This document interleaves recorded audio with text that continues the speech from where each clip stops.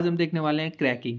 Cracking आपके liquid gas के अंदर पढ़ रहे हैं अपन, आपको बता दूं तो यहाँ पे बेसिकली क्या होता है, क्रैकिंग कुछ भी नहीं, किसी चीज़ का क्रैक हो जाना, टुकड़ों में डिवाइड हो जाना। तो basically we can say decomposition of a high molecule weight into the low molecule weight elements. तो हाई मोलिक्यूल वेट के एलिमेंट्स का लो मोलिक्यूल वेट्स में कन्वर्ट हो जाना क्रैकिंग है। फॉर एग्जांपल C10H22 है, उसका क्रैकिंग आप हाई टेम्परेचर हाई प्रेशर पर कैटलिस्ट यूज करोगे, then you will decompose into the low molecule weight. तो C5H12 बन गया और एक C5H10 हो गया। तो n decane type of elements will convert into this. Got it? High to low. we have the two types. Very first is the thermal, second one is a catalytic cracking. तो thermal के अंदर क्या होता है, जब आपका heavy petroleum oil को heat करते हैं तो अबव द डिकम्पोजिशन टेम्परेचर तो मोलिक्यूल वेट आपके ब्रोकन हो जाते हैं एंड वो स्मॉलर मोलिक्यूल्स में रीअरेंज हो जाते हैं। लाइक पैराफिन हो गया, ओफिन सीरीज। तो ये जो सीरीज होती है उनको अपन पैराफिन एंड ओफिन सीरीज कहते हैं।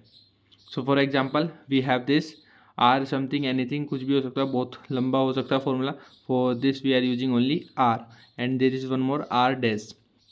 सो यहाँ पे ये चीज़ यहाँ पे देख पा रहे हो आप, डिकम्पोज हो गई। डिकम्पोज होने के बाद ये स्मॉलर मॉलिक्यूल्स में कन्वर्ट हो गई।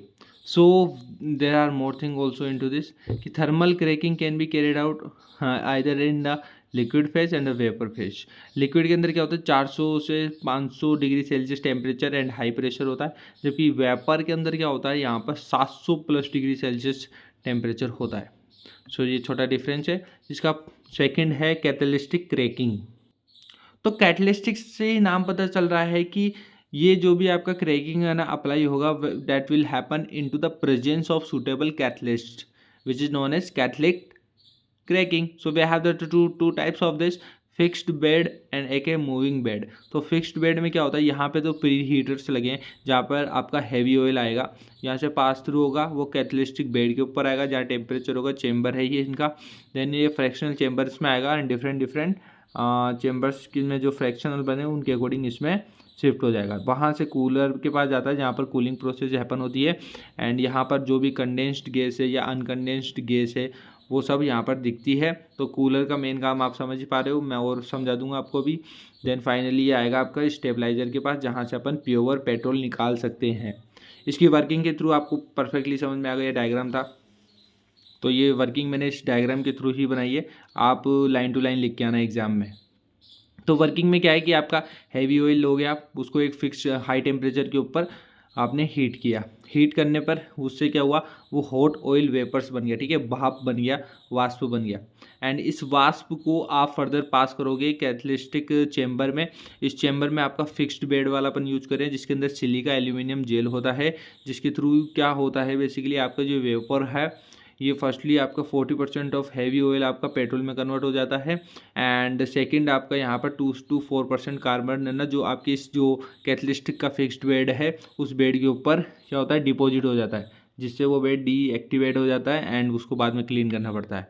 So that process is different. तो नेक्स्ट यहाँ से जो भी 40% पेट्रोल आया वो यहाँ फ्रैक्शनल चैम्बर्स में आया एंड पेट्रोल वाले फ्रैक्शनल चैम्बर में आके फर्दर ये जाता है कूलिंग के लिए। तो in the cooling process what will happen, जो आपका हॉट प्रोडक्ट वेपर आया, तो ये ओनली पेट्रोल नहीं है, पेट्रोल के साथ और भी चीज़ें मिक्स है। Okay, so what we are doing at here, cooler के अंदर अपन जो भी कंडेंस्ड गैसेज है वो पेट्रोल के साथ हो जाएगी, अनकंडेंस्ड वाली अलग हो जाएगी बाई कूलिंग। तो कूलिंग का मीन्स क्या होता है, कंडेंस करना ही तो होता है। तो ये चीज़ प्रोसेस परफॉर्म हुई। नेक्स्ट टाइप का आ गया स्टेबलाइजर। स्टेबलाइजर के थ्रू यहाँ पर आप ये कंडेंस्ड गैस को पेट्रोल से अलग कर देते हो क्योंकि वो डिजोल्व हो जाती है आपकी गैसेस एंड आपको एक प्योर पेट्रोल मिल जाता है। In the case of moving bed catalytic cracking, in this case what we are using at here the solid catalyst. In that case ऊपर वाले में अपन लिक्विड यूज कर रहे थे, इसमें सॉलिड कैटलिस्ट है जो आपके एक पाउडर की फॉर्म में होता है जिसको इजीली अपन गैस स्ट्रीम में पास कर सकते हैं। If I show you the diagram of this, तो इनका ये डायग्राम है मूविंग बेड का। मूविंग बेड आपको बता दिए जो आपका सॉलिड कैटलिस्ट होगा तो इसके अंदर आपका हैवी ऑयल आता है फर्स्टली, जहाँ पे प्री हीट होगा आपका 400 से 500 डिग्री सेल्सियस में। That will go further, that is your oil vapour plus में कैटलिस्टिक पेस्ट। ये कब प्रोसेस हुई, इस प्रोसेस में जब आप when you go through this, यहाँ पर एक कैटलिस्टिक रीजनरेटर लगा है, ये कैटलिस्ट का चेम्बर है, ये कैटलिस्ट है। इस प्रोसेस में यहाँ पे जब आता है तो ये आपके कैटलिस्ट पाउडर के साथ ऑयल वेपर कनेक्ट होता है, मिक्स होता है, देन जो पेस्ट बनता है that will go into that chamber, and chamber में आपको हाई टेम्परेचर देखने को मिलता है 500 डिग्री सेल्सियस में, जिसके कारण क्या होता है 50% ऑफ आपका हैवी ऑयल क्या होता है पेट्रोल में कन्वर्ट हो जाता है, एंड जो कार्बन होता है वो डिकम्पोज हो जाता है ऑन दिस पाउडर। ठीक है, जो that powder will go again into the regenerator. ठीक है, रीजनरेटर के पास जाएगा वो आपका पाउडर, एंड इसको भी, इसके अंदर क्या होता है जो कार्बन इसके साथ है डिकम्पोज होकर जो कार्बन है उसको 600 डिग्री टेम्परेचर के ऊपर बर्न ऑफ किया जाता है, एंड फाइनल जो आउटपुट बचता है वो कैटलिस्ट होता है। तो एक तरह से अपन ने कैटलिस्ट को भी रीजनरेट यहाँ पे कर दिया इस प्रोसेस में। फर्दर आगे जो प्रोसेस है वो वही है, कूलिंग वूलिंग करना, फ्रैक्शनल कॉलम आ गया फिर आपका कूलिंग हो जाएगा, देन स्टेबलाइजर होगा, तो फाइनली कंडेंस गैस के साथ आपका पेट्रोल होगा, और स्टेबलाइजर के गो थ्रू जाएगा तो ओनली प्योर पेट्रोल अपन को आउटपुट में मिल जाएगा।